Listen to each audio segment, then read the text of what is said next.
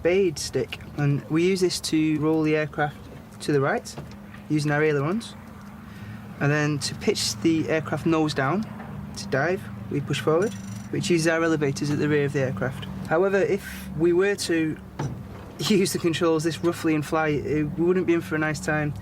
Generally it's just very gentle like that and nose up, and then to left it's almost you've got to think to go left, and then just a tiniest little bit like that will gently bring us round to the left and again to the right. It's very, very gentle. We have our altimeter, which shows us our altitude, and we have our airspeed indicator, which on this aircraft runs around twice to 350 knots.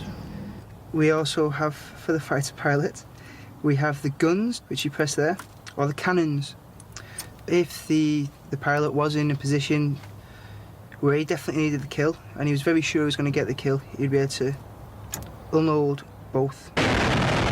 Most Spitfires didn't get cannons until after the Battle of Britain. In 1940, they were equipped with 8 machine guns, 4 in each wing. This was potent firepower, except for the fact that few pilots were ever actually trained in how to really use them. We were given 20 rounds per gun each and told to go farther into the North Sea. Well, you couldn't really miss the North Sea. And that's the only gunnery we did. A skilled pilot, who is also a marksman, is thinking entirely about how he's going to control this machine as part of himself, as if he's swinging a shotgun in the sky. And instead of tracking an aircraft by moving the gun around, he's actually using the controls to do the same thing, because essentially what he is doing is using it to point in the direction he needs to get the right shot to deliver some deadly blows. You've got to aim your guns ahead of the enemy aircraft in order to shoot it down.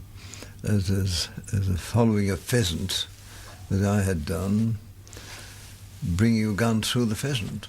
You don't shoot at it, you shoot somewhere over here. It's extremely unnatural. Those 109s or pheasants. Pheasants are safer.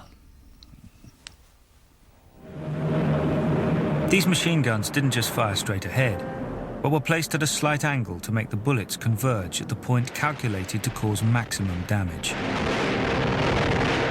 Guns of a Spitfire were harmonized at 250 yards, so you get the strongest bullet group at 250 yards. You get a spread of about 3 feet across. If you are at that point and the fighter fires at you, that's curtain for you, completely. Because of the mass of bullets all together in one lump. However, experienced pilots thought 250 yards was too far away and had their guns synchronized even closer. I had my guns towed in to 150 yards as not to provide a spread, but to provide a pinpoint, so that all the guns were supposed to, all the bullets should have bounced off each other at 150 yards. Well, that meant if you got in close, you were really hitting hard. Air warfare, particularly between fighters, is not about two equals dueling. It's not like a couple of knights running against each other, being equally armed. It's about ambushing someone. It's creeping up unseen and shooting someone in the back. I myself was a specialist at shooting from directly behind, as close in as I could get. And then I would dip slightly, aim at the plane's back side from underneath, and fire a quick burst. I think about 80% of the people during the Battle of Britain were shot down by people they didn't even see.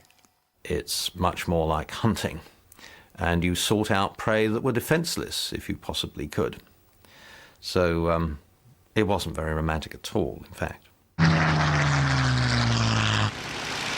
So that would be the challenge faced by Dave and John with their handful of hours training.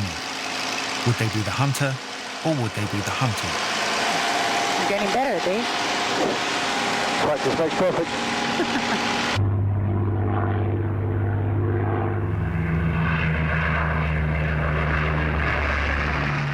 people who got killed first were new pilots posted in who'd only done about 5-7 hours flying on Spitfires. And many of them got killed on their first trip. It was sad to think we were strapping a man or a young man in the cockpit, younger than one yourself, and sending him up to fight experienced pilots like Galland and that, you know, the Germans.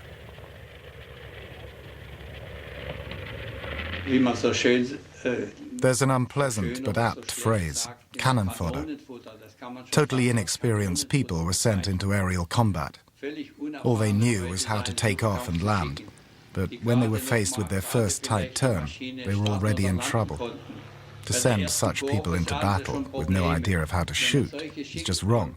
It happened on both sides, and it's a tragedy that they were ever sent up there just to be shot down.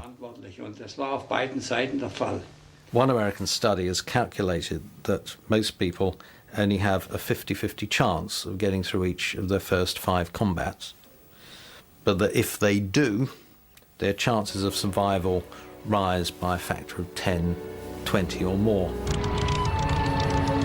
So for our trainee pilots, life would have been brutally simple.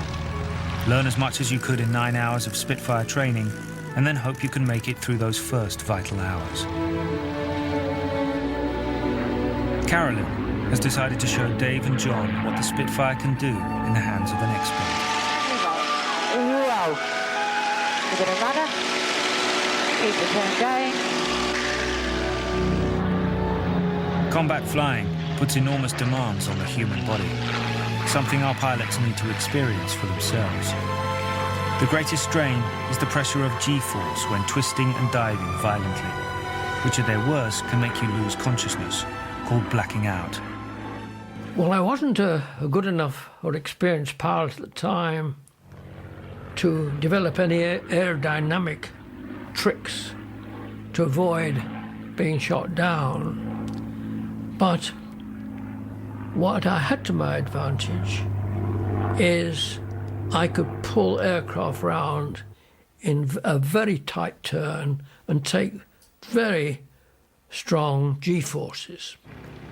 Now, this was possibly due to my being short, because your stomach muscles stop the blood flowing from your head, and when it does, of course, you pass out.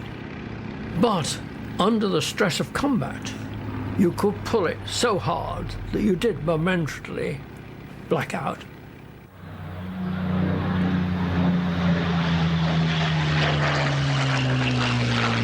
You get any blacking out? No, not at all, no. In a Spitfire, you could get pretty heavy G coming out at, say, 450 miles an hour in a very steep dive, and you were pulling out. Or if you were in a sharp turn in a dogfight, you could black yourself out as easy as anything. Oh, every time. Every day in combat. Oh, yeah. Clean as a whistle. I used to start to go just after 5G. You could feel the blood draining out of your brain, and you got very fuzzy and eventually went unconscious. But you learned to control this to some extent. A good trick, put your head on your shoulder, and that stopped the direct flow of blood from your head down into your body, and also constricted the arteries and veins somewhat, all of which was a help.